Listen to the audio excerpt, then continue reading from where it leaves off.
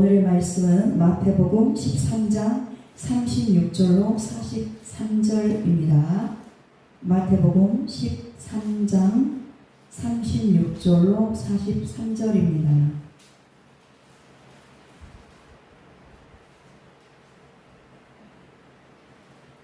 찾으셨으면 큰 목소리로 함께 합독하시겠습니다. 시작.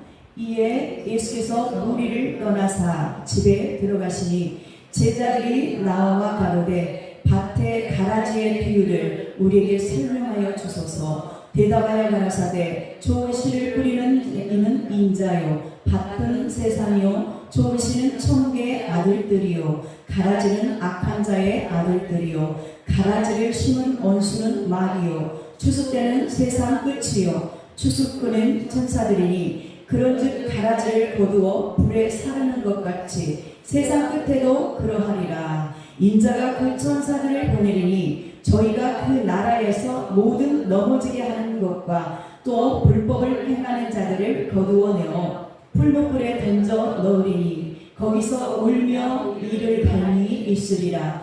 그때의 의인들은 자기 아버지 나라에서 해와 같이 빛나리라. 귀 있는 자는 들으라. 아멘. 본문 말씀의 제목은 씨앗의 비밀을 알자입니다. 기도하겠습니다. 사랑의 하나님, 진실로 감사를 드립니다. 우리에게 귀하고 복된 날 허락하여 주셔서 주님의 생명의 양식을 먹고 주님과의 관계되는 것들, 주님과의 연합하지 못하는 것들을 아버지의 말씀으로 거울로 우리의 심령을 비춰보게 하시고 아버지 이 시간에 말씀에 찔림받아 회개하고 돌이켜서 처음 사랑이 회복되어 이제는 열매 맺을 수 있는 삶이 되게 하여 주실 줄로 믿고 또한 허락하여 주실 줄로 믿고 감사를 드립니다. 이 시간에도 하나님이 함께하여 주시어서 낮아진 마음, 겸손한 마음, 주님을 높이는 마음이 되게 하여 주시어서 주님이 주시는 생명의 말씀으로 주님의 뜻을 알고 깨달아 그 뜻을 이루어 드릴 수 있는 귀한 시간 될 수 있도록 주님 역사하여 주시옵소서. 너무나 부족하고 연약한 종이 아버지의 말씀을 배워나고자 이 자리에 섰습니다.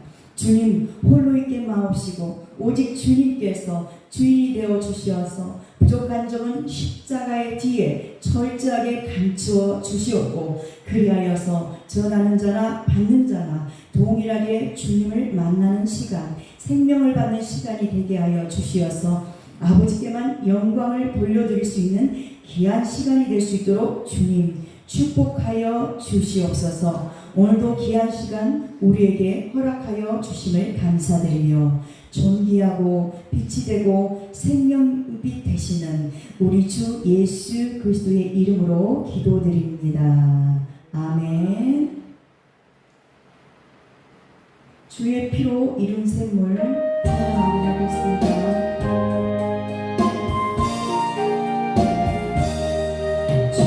Yeah.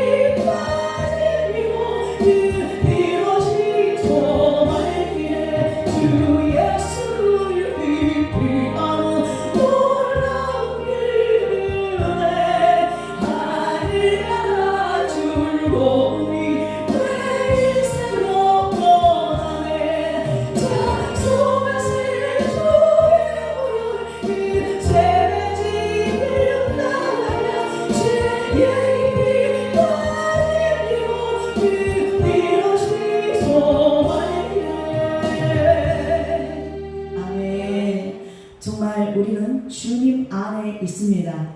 네, 그 마음이 바로 평안할 수 있어요. 주 예수 그리스도 안에만 있을 때 우리는 행복한 삶이 되는 것입니다. 이 시간에 주님의 크신 은혜를 갈망하며 사모하며 다시 한번 우리 마음속에 말씀을 들음으로 깨닫고 또 불순물이 제거되어지는 시간들 되시기를 원하고, 또 그리하여 마음이 정결케 되어서 다시 거룩한 성전으로 그리스도의 형상으로 회복되어서 정말 주님을 다시 한번 뜨겁게 사랑하는 마음이 불타듯 일어나는 그러한 복된 시간이 되시기를 예수 그리스도 이름으로 축복합니다. 아멘.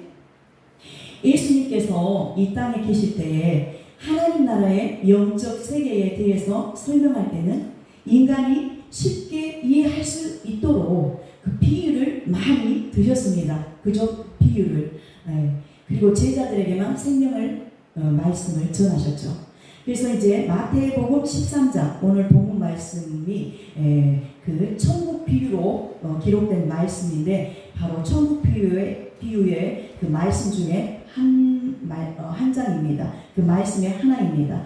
이 말씀은 좋은 씨는 예수님이요, 나쁜 씨는 뭐겠어요? 마귀죠. 예, 맞습니다. 나쁜 씨는 마귀예요. 말씀이 우리 마음밭에 뿌려졌지만 나쁜 생각 때문에, 가시 엉겅퀴 같은 마음 생각 때문에 그 기운을 막아버리잖아요. 말씀이 생명이 자라나지 못하게 은혜를 까먹게 만들어요. 그래서 온전히 주님만 바라보는 저와 여러분들 되시기를 예수님의 이름으로 축복합니다. 그래서 예수님을 통한 열매는, 좋은 씨는 아까 예수님이라고 했잖아요. 그래서 예수님을 통한 열매는 내적인 것, 우리 심령 안에서부터 흘러나오는데 무엇이 나오냐면 성령의 열매, 사랑과 희락과, 같이 보시죠. 사랑과 희락과 화평과 오래 참음과 자비와 양선과 충성과 온유와 절제입니다. 네, 이런 절제의 그런 성령의 열매가 우리의 내적에 있는 것이, 심령 안에 있는 것이 외적으로 나타나게 되는 것입니다. 그렇죠? 그런데 이제 이 내적에 있는 것이 성령의 열매가 나오지만 또 우리의 외적으로는 물질과 자녀 등 환경적인 형통한 삶, 그렇게 축복을 주신다는 것이에요. 외적으로는 물질과 자녀, 이렇게 환경적인 축복을 말할 수가 있습니다. 그리고 이제 마귀를 통한 열매는 마태복음 15장 19절에 이하에 나오는 말씀처럼 악한 생각, 살인, 간음, 도적질, 거짓 증거, 회방, 이런 것 등을 말합니다. 그죠? 나쁜 열매. 이외에 또 외적인 나쁜 열매는 어떻게 나타나냐? 이런 것이 속에가 있을 때 외적으로 나타나는 현상이 어떻게 나타나냐? 질병이 오고 또 고통이 따르게 되는 것이에요. 문제거리가 생기게 되는 것이에요. 그래서 나쁜 환경의 저주를 말합니다. 그러나 이제 이러한 열매는 결국 어떠한 씨를 심었는가가 중요하므로 우리 모든 성도들은, 우리 모든 주의 종들은, 또 하나님의 사람들은 좋은 씨를 심기 위해서 피 흘리기까지 영적 전쟁에서 승리할 수 있도록 힘쓰고 애써야 되는 것입니다. 오직 주님만 붙잡아야 되는 것이에요. 그래서 이제 우리가 살다 보면 별일을 다 경험하며 살죠. 또 감기에 걸리기도 합니다. 감기. 안 걸려본 사람이 없을 거예요. 그래서 이제 감기에 걸리면은 콜록콜록하고 기침을 하게 되죠. 기침을 하면 이제 또 뭐가 나와요? 콧물도 나오고 여러 가지 현상들이 나타나요. 그러면서 이제 이러한 현상이 이제 그러니까 나타나기 전에 이미 그 속에 감기라는 그 바이러스가, 감기를 가져오는 바이러스가 그 속에 내재하고 있는 것이에요. 그 사람 몸에 들어가 있는 것이에요. 그죠? 언제 자기가 모르게 들어왔다는 거예요. 그래서 이제 이 바이러스가 그 사람 속에서 자라나가지고 이제 이게 질병으로 나타나는데, 현상으로 그렇게 기침이 나오고 콧물이 나오고 가래가 나오고 여러 가지 현상이 나타나게 되는 것이라는 것입니다. 그러므로 이와 같이 이렇게 땅 속에서 씨가 땅속에 심잖아요. 그죠? 우리 마음은 뭐예요? 땅, 심령이죠. 땅 속에 무엇을 심어요? 말씀의 씨를 뿌려요. 말씀의 씨를 뿌리는 것입니다. 심는 것입니다. 그래서 이와 같이 씨는 땅 속에서 키웁니다. 땅속에서 씨를 키우잖아요. 그래서 이제 딱 그게 죽으면서 싹이 나고 우리의 미랄이 하나의 미랄이 썩어져서 죽으면 많은 열매를 맺듯이 우리 자아가 죽으면 말씀 들어오신 말씀이 내 안에서 탁 떠오르면 그 말씀을 붙잡고 시인하며 이루기까지 눈물의 씨앗을 뿌리며 그 말씀이 이루어지기까지 때까지 하면서 그렇게 삶을 살아가게 되는 거잖아요. 그죠? 그래서 이러한 현상이 나타나기 때문에 말씀이 그리고 씨가 땅속에서 키워지는데 어려움 없이는 절대 크지 못한다는 것이에요. 그죠? 어려움이 있어. 이 씨앗이 말씀이 생명이 되기까지는 어려움이 있어요. 그래서 그 성장을 방해하는 그 여러 가지 시험이 있습니다. 비바람도 몰아칠 것이고, 그죠? 폭풍도 불고 여러 가지 현상이 있어.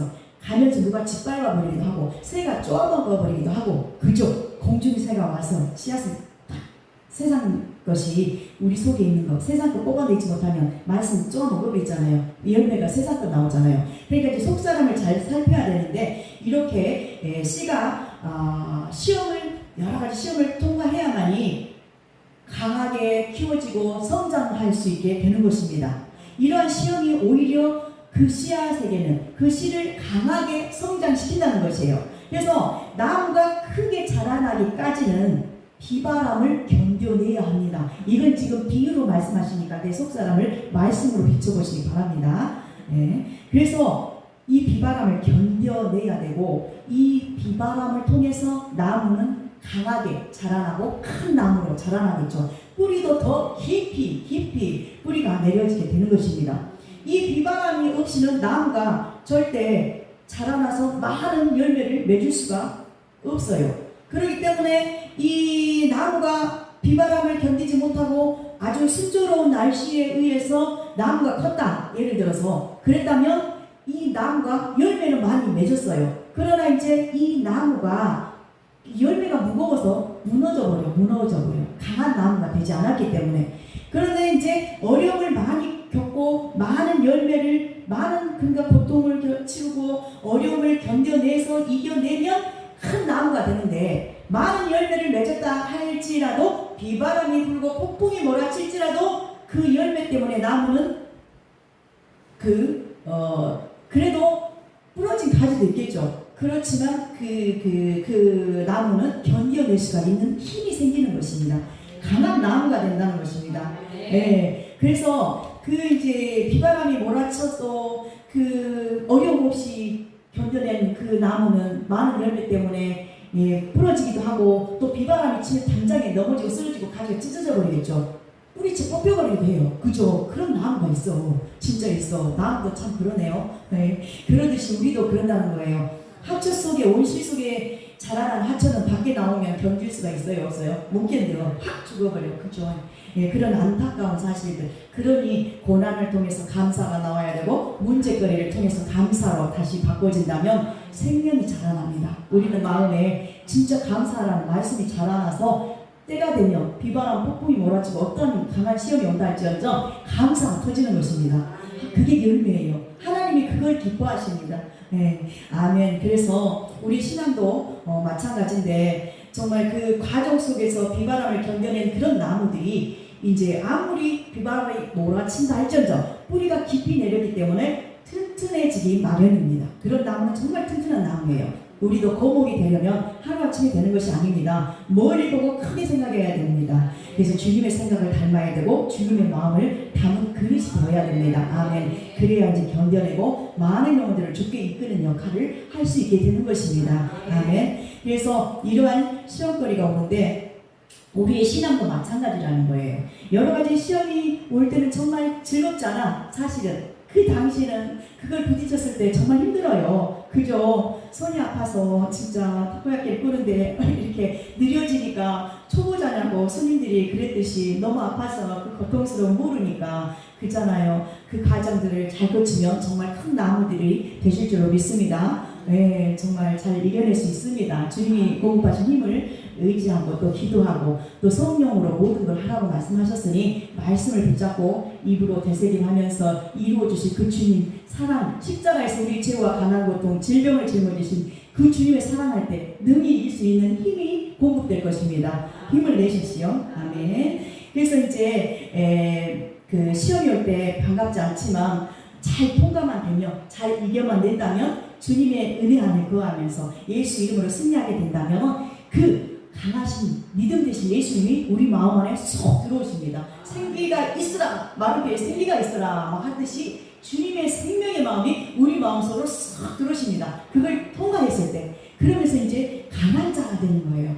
그래서 모든 그 시험도 그런 것 모든 것이 다 하나님 손에 있어요. 허락하시니까 일어나거든요. 그러니까 감사를 해야 되면 거기에서 큰 나무가 되고 많은 열매가 맺으면서 절대 교만치 않고 겸손하신 주님의 말씀 아래 능하신 말씀 아래 겸손히 엎드리며 때가 되면 그 과정 지나면 더 큰 나무 크게 성장한 생명의 하나님의 자녀들이 돼서 정말 주님의 때에 높이실 것입니다. 아멘. 그때까지 잘 견뎌내시는 저와 여러분들 되시기를 예수님의 이름으로 축원드립니다. 이렇게 시험은 세 가지로 나눌 수가 있습니다. 세 가지로. 네.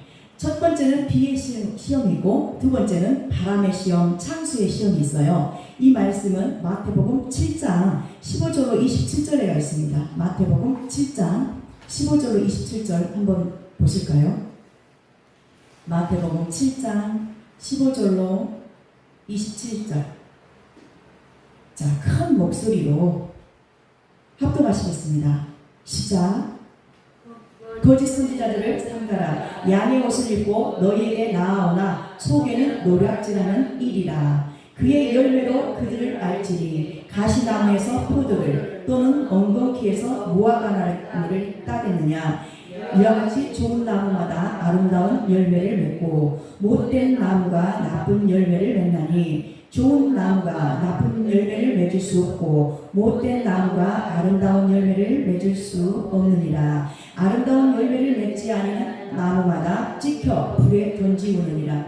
이러므로 그의 열매로 그들을 알리라. 나더러 주여 주여 하는 자마다 천국에 다 들어갈 것이 아니요 다만 하늘에 계신 내 아버지의 뜻대로 행하는 자라야 들어가리라. 그날에 많은 사람이 나더러 이르되 주여 주여 우리가 주의 이름으로 선지자 노릇하며 주의 이름으로 귀신을 쫓아내며 주의 이름으로 많은 권능을 행치 아니하였나이까 하리니 그때에 내가 저희에게 밝히 말하되 내가 너희를 도무지 알지 못하니 불법을 행하는 자들아 내게서 떠나가라 하리라. 그러므로 누구든지 나의 이 말을 듣고 행하는 자는 그 집을 반석 위에 지은 지혜로운 사람 같으니 비가 내리고 창수가 나고 바람이 불어 그 집에 부딪히되 무너지지 아니하나니 이는 주초를 반석 위에 놓은 연고요. 나의 이 말을 듣고 행치 아니하는 자는 그 집을 모래 위에 지은 어리석은 사람 같으니 비가 내리고 창수가 나고 바람이 불어 그 집에 부딪히되 무너져 그 무너짐이 심하니라. 아멘.